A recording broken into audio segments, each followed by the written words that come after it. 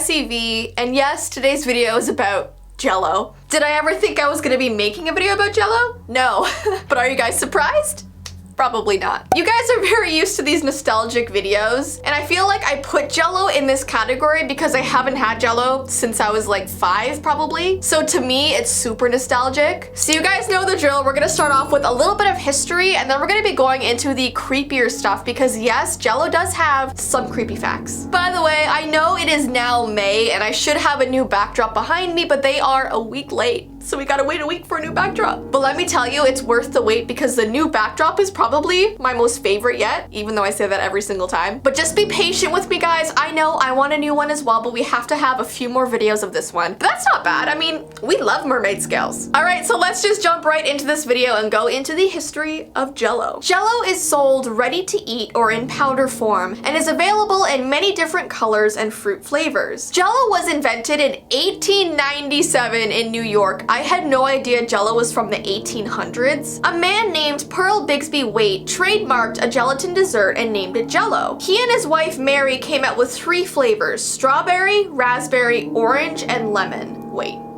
Isn't that 4 flavors? It says 3 flavors and then it says strawberry, raspberry, orange, lemon. Listen, I didn't fail math. I know that's 4. In 1902, Jell-O was known as America's most famous dessert and came out with Jell-O cookbooks to increase awareness and make Jell-O a go-to for households. And over the next 10 years, they introduced new flavors such as chocolate, cherry, and peach. From the 1930s to the 1950s, they had a new trend for congealed salad. Now, congealed salad, I'm sorry if anybody likes this, it looks so disgusting to me at least, but it was a huge trend and literally everyone was making it with Jell-O. It's literally salad and Jell-O, so like vegetables with Jell-O mixed with it.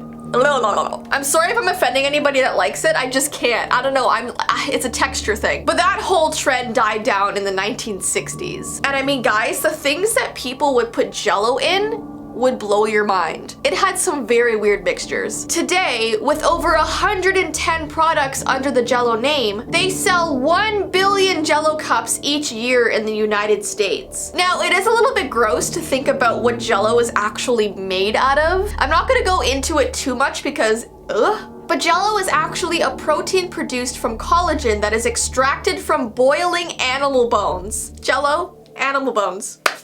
That's what we eat. All right, guys, so let's get into the creepier stuff. Now, Jell-O came out with these really creepy commercials that you guys might remember. They were just extremely creepy and everyone agrees, and I think that might have been the reason why they stopped making them. Now, Jell-O is not just like that wiggly clear stuff. Jell-O also makes pudding. I remember my mom always used to pack me a little pudding in my lunch when I went to school every day, and I used to love those things. Well, Jell-O came out with this ad that said, "Get your pudding face on." And basically, whenever someone eats the pudding, they get this super long, creepy smile on their face. So if they steal someone's pudding from someone else's lunch, it would be obvious to find out who the culprit was because they would get this like creepy long smile on their face. So I guess that was like the whole joke of the commercial. If you steal pudding, they'll be able to find you. So for example, there's this one commercial where these 2 kids are sitting in a principal's office. One of them has his head facing down while the other tells on him for stealing his pudding. And when the kid puts his head up, he has the long, creepy smile, so they know he was the one who took it. And I feel like when people first watched that commercial, they weren't expecting it. In another commercial, this girl opens her fridge to find that all of her puddings are gone. So she goes and asks her father if he was the one who ate them. He's sitting there with the newspaper covering the bottom half of his face, and when he pulls it down all the way, he has that creepy, guilty smile. So they put these ads absolutely everywhere, and it was just so creepy to people. They had them on billboards, in stores, on posters, in the subway stations, and I feel like it was just very bizarre advertising. And I don't know about you guys, but it really reminds me of that Truth or Dare horror movie. You know, like the horror movie with the long like smiles? That looks just like the Jell-O commercial. It just didn't look natural, so it freaked people out. All right, let's move on to a creepy phenomenon called the purple mass. There was a real case of a Jello-like substance that fell from the sky back in 1950. Now, it wasn't actually Jello, but I thought I would include this in the video because it reminded people of Jello. It was around 10 p.m. on September 26, 1950 in the city of Philadelphia. Two patrolmen were driving along the highway when they saw something resembling a parachute falling down into a field. And because this was so strange for them to see, they instantly called for backup, because when something falls from the sky, you're a little concerned. So they went to investigate, but when they got there, they realized it was not a parachute. This odd Jello-like object was draped over the grass, and it was so light that none of the grass was actually bending. It was like sitting on top of the grass. So the officers took out their flashlights, and when they put it over this object, they saw that it was misting. It was misting. It also had this purplish light glow that made it look like it had crystals inside of it. So basically, this object did not look like it was from Earth. And whenever they tried to pick it up, the part that they touched would just dissolve and disappear. So after about 10 minutes of watching it, the whole thing just disappeared. So it's always just remained this creepy mystery that no one knows what it actually was or where it came from. I say it's some sort of weird alien thing. And because it was such this weird phenomenon, they actually made a movie about it. The movie The Blob was actually inspired by this event. It was a science fiction horror movie that came out in 1958, and it's about this blob-like alien life form that consumes everything in its path as it grows and grows. I've never seen this movie before, but I know it's like a classic, and I had no idea it was based on a real event. I don't know, guys, there's Jello falling from the sky. Okay, the next thing I want to talk about is a creepy dream that I had about Jello as a kid, and I know that sounds so weird, but this was literally a reoccurring dream. In the dream, I would be going to this Halloween party in one of my friend's basements, and it was so dark and there was flashing lights and blaring music all around me, and on one side of the room there were tables full of food and snacks. And all of these snacks and treats were made out of Jello to look like creepy things. Like, you know how you can make Jello worms or Jello brains or just creepy stuff for Halloween? Well, there was this bowl of Jello on the table that had eyeballs in it. And I thought they were just candy, just like everything else, so I went and stuck my hand into this Jello bowl to grab one of the eyeballs, but as soon as I did that, all the eyeballs in the bowls turned and looked at me. I would always wake up right at that point, and I can't even tell you how many times I had that dream, but I'm not even kidding you, I stopped eating Jello after that. I couldn't do it. And that's why I haven't had Jello since I was like really young. All right, the last thing we're gonna talk about is a real story about this little girl who had a ghost named Jello. So this little girl claimed she had this imaginary friend, and when people asked what its name was, she would say, his name's Jello. No one really knew why she called him Jello. They thought maybe it was because it was her favorite snack. She said that Jello only showed up when it was raining, and he only ever came through her bedroom window. She said he would knock on the glass 3 times and then she would go and open it. She described Jello as a man with a blanket over his head. And of course, when her mom heard that description of him, she was very nervous because it sounded like someone was literally just breaking into her bedroom window. But then she said, "No, mommy, he's not a real man. He floats."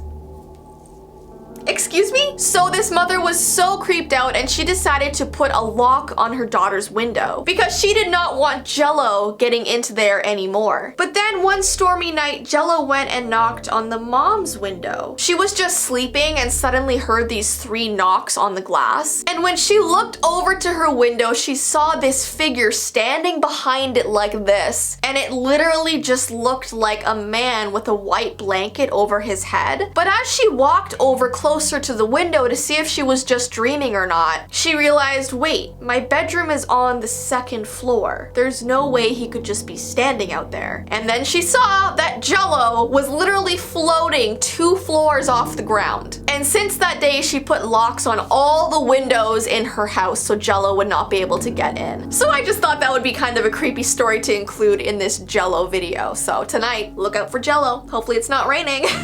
Anyways, so guys, I hope you enjoyed this video. If you like my nostalgia series, definitely give this video a thumbs up, but I hope you have a good rest of your day, and I will see you in my next video. Bye!